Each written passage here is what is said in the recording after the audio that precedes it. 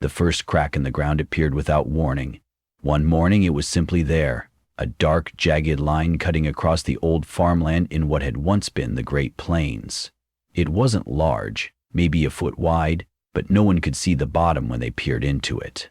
I remember traveling east with a small band of scavengers and seeing that fissure for the first time. The wind swept over the deserted plains, stirring the remnants of bleached grass and dust into a swirling dance. The sun was at our backs, and we felt the vibration under our feet, a steady, gentle tremor. We should have left it alone, but curiosity took hold. A few of us stepped closer, daring to look down into the dark. Darkness so absolute it seemed capable of swallowing the entire surface world. No one realized back then that this was just the first sign of Earth ripping herself open, revealing a hidden realm below. My travel companion Devon tossed a small stone into the crack. We waited, ears keen for the sound of it hitting rock or water. Nothing came back. The hair on the back of my neck bristled. "It's just a hole," I told myself. Probably deeper than anything we'd seen since the cataclysmic events of 2 decades past, but a hole nonetheless. An odd hush settled over our group. We stepped back and moved on. It wasn't until the cracks multiplied across regions, until entire landscapes split open, that terror took hold. Our once wounded planet no longer shifted gently or discreetly. Entire chasms erupted. Sinkholes appeared where bustling towns once stood. Survivors banded together, trying to outrun or outsmart the Earth-shifting crust. But resources were scarce. The after-effects of the earlier wars, environmental devastation, nuclear fallout, and the subsequent overshadowed sunlight had left only small pockets of farmland and salvageable dwellings. By the time the great rifts gaped wide, we were more concerned with staying alive than unraveling the mysteries below. Gradually, rumors spread that within those rifts, lights flickered. Strange patterns danced in the expanse of darkness. Whispers circulated about unearthly voices calling out from deep beneath the surface. Most people dismissed these as fear-induced hallucinations. We had enough on our plates, bartering for food, aligning with the right allies, avoiding roving gangs that would kill for a single can of beans. Nobody wanted to add subterranean phantoms to the list of things to worry about. Yet the rumors kept surfacing, consistent and persistent. Tarek, a friend of mine who once served as a pilot in the old days, swore that while perched on the edge of a large crevasse, he glimpsed a faint blue glow and heard what sounded like chanting. His eyes were wide with alarm, his lips quivering as he spoke. "They're down there, Carter," he told me. "They want something from us." Part of me was tempted to laugh it off. But Tarek wasn't prone to flights of fancy. He had lost everything. The use of his left arm to a bullet wound, his squad to the war, his faith in humanity to the ravages of time. And he wasn't a man to conjure whimsical stories. If Tariq said he heard voices in the depths, I believed him. Over months, the cracks deepened. Something was rising. People we encountered on trade routes told similar tales. Lights from under the ground, silhouettes, odd creatures scuttling up the surface at night to peer at us, but they vanished whenever a flashlight beam revealed them. I began to think of them as shadows with limbs, though no one had gotten a clear look. Some swore up and down it was just mutated wildlife that found a new habitat among the underground hollows. Others claimed it was an advanced human civilization forced underground centuries ago. There was no proof, but the dread grew as each day passed. Still, we scavenged to survive. That's the law of the post-cataclysmic world. My group had dwindled to 3 over the past few years. I was the only one from our original batch, while the others either died or left to seek different fortunes. Along the way, I was joined by Lena, a resourceful mechanic capable of jerry-rigging any engine, and Malu, who had the best aim I'd ever seen with an old sniper rifle. These two had pulled me out of more dangerous scraps than I cared to remember. It seemed no matter how many times we told ourselves we'd settle somewhere safe and start a new community, survival forced us onward. Eventually, we came across one of the major rifts, a canyon so wide and long it disappeared into a horizon of mist and swirling dust. Lena suggested we head in the other direction, that perhaps we should avoid crossing that gaping wound in the earth altogether. But at the time, we had no better route. Venturing hundreds of miles around wasn't feasible with our diminishing supplies. Several travelers had told us about a rumored stockpile of medicine housed in an old hospital beyond that rift. To keep people alive, especially children, we had befriended in a small settlement. Medicine was worth the risk. We approached cautiously, picking our way along the edges, searching for a place where the canyon walls might be navigable. That's when we saw them. Not the vague shadows. These were silhouettes, lined up on the opposite edge, about a dozen figures backlit by the glare of the sun. At first, I thought they might be survivors like us, other scavengers or perhaps a small militia unit. Then I noticed their posture, rigid, too tall to be children, heads cocked at an angle as though analyzing us from afar. None of them made a sound. Malou raised his rifle, peering through the scope. I dared to whisper, "What do you see?" "Humans, I think," he replied after several moments. "They have eyes, ears, legs, arms, but something's off." He shifted uncomfortably, reluctant to pull the trigger. We were desperate but not cold-blooded murderers. So we stood, silent, locked in a standoff with beings that simply stared at us across the chasm. One figure stepped forward and raised his staff. A brilliant glow sparked to life atop its tip. Luminescent crystals studded the staff, shining in broad daylight. I almost gasped in wonder. Where had they found such a thing? Our meager technology was limited to battered gadgets, solar chargers, and the occasional generator. These people, if they truly were human, had something else entirely. The figure thrust the staff forward, pointing it at us, and the rest followed suit. A low hum, deep and resonant, filled the air. With it came a tremor so strong that the canyon walls shuddered and bits of rock crumbled, tumbling into the void. Panicked and unprepared, we dove away from the ledge, scurrying like frightened animals until the quake subsided. When I dared to look back, the silhouettes had melted into the haze. That was our first encounter with the ones below. In the weeks after, it became clear that they weren't just passive onlookers. Evidence mounted of their presence. Entire settlements found deserted overnight, with minimal signs of struggle. Footprints leading toward rifts in the ground, complicated hieroglyphs etched onto walls left behind by the vanished survivors. We discovered bizarre contraptions, something reminiscent of a triple-bladed claw embedded into tree trunks. Some nights, we heard vibrations that weren't just tremors, but a pulsating sequence of booms, as if an army marched underground. By then, no one doubted an underground civilization existed. But their intentions? That remained unclear. The day Malou disappeared was the day everything escalated. We were camped near a shallow crevice that extended from a major rift farther east. Malou offered to scout the area while Lena and I set up a makeshift perimeter, with barbed wire and traps. He was gone by dawn.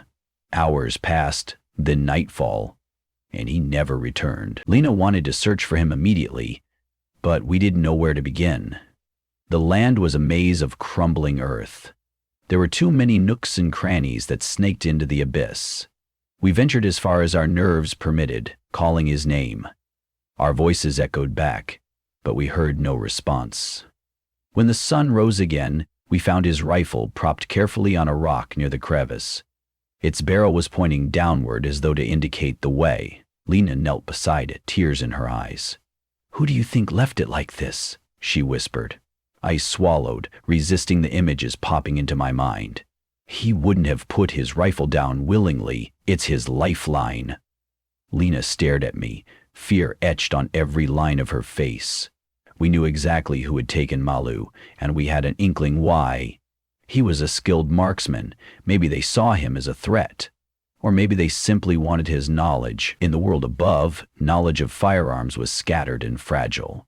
For a moment, we both toyed with the hope that Malou was still alive. Maybe he'd been dragged into their caverns for interrogation, or for some twisted experimentation. We had to try to get him back.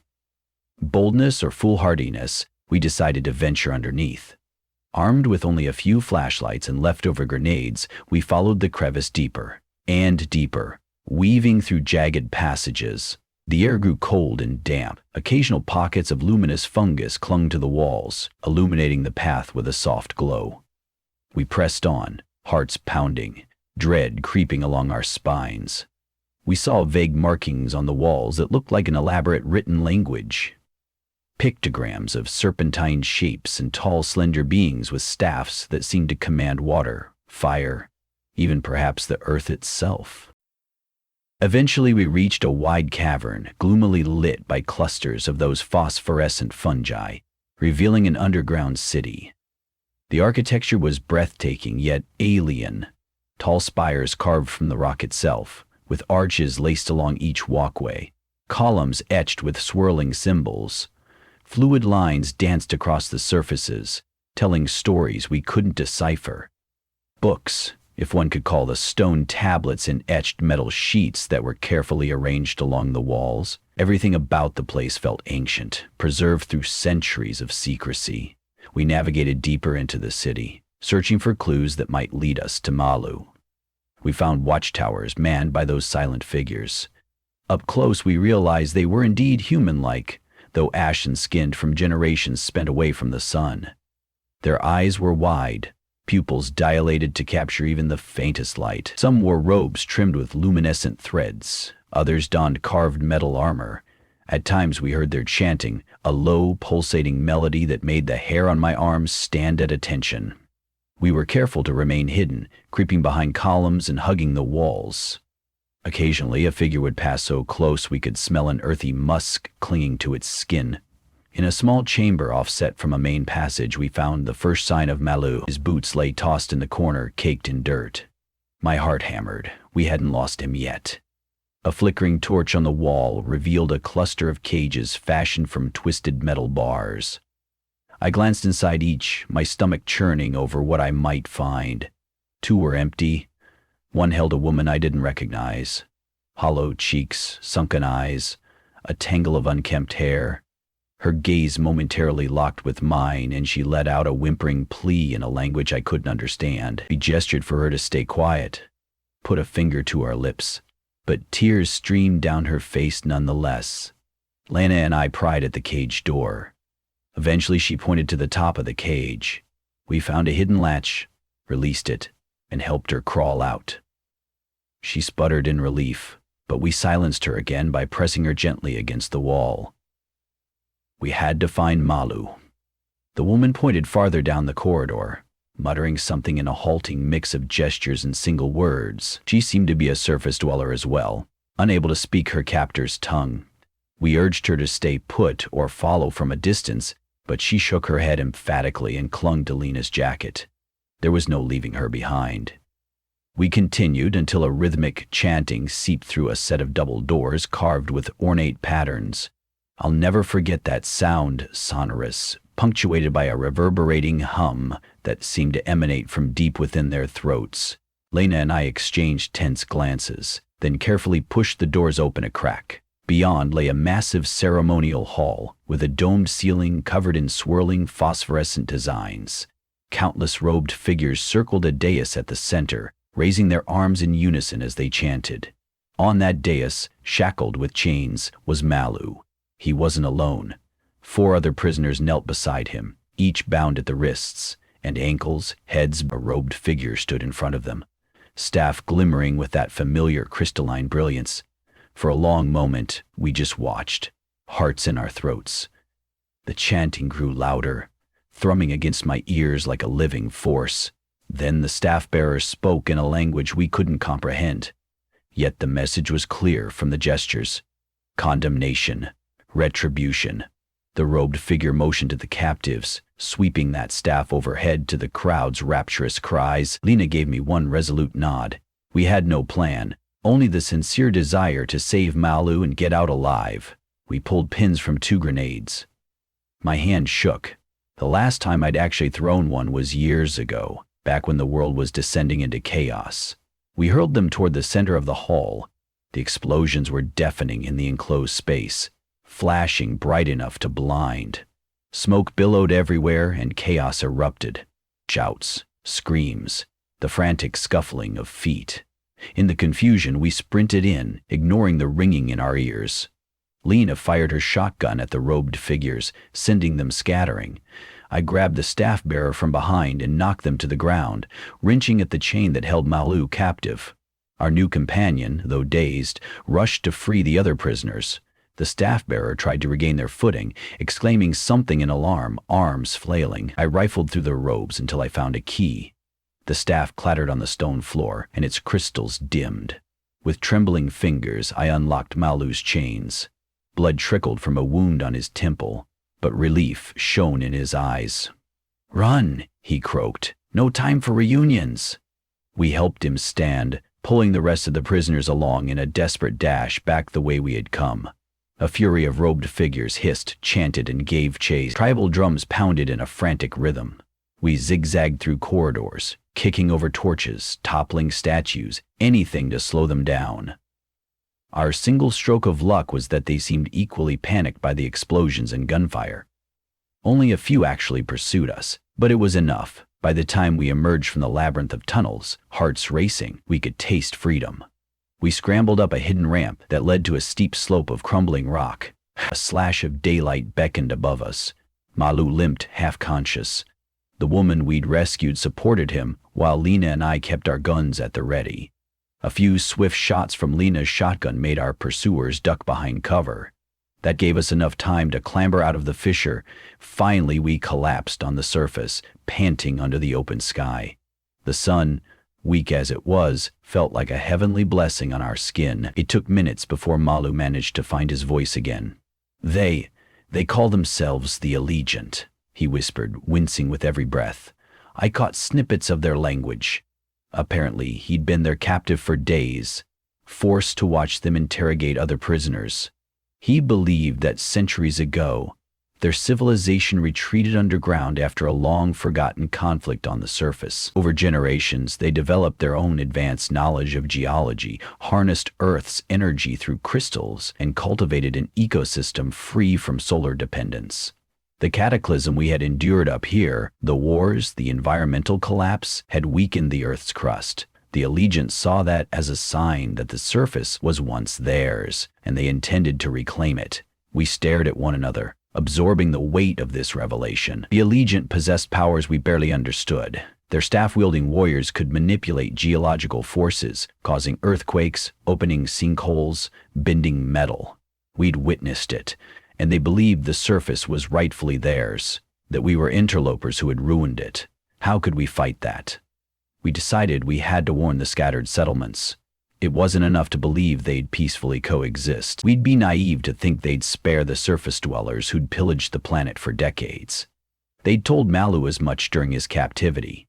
Their manifesto was clear: purge the surface or force us into servitude, then rebuild Earth in their own fashion.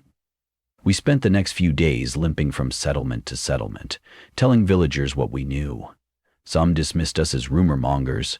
Others listened carefully, horror creeping into their eyes. A few had already seen entire towns vanish at the edges of expanding chasms, with no explanation. They offered to rally forces, to create watch posts near the rifts.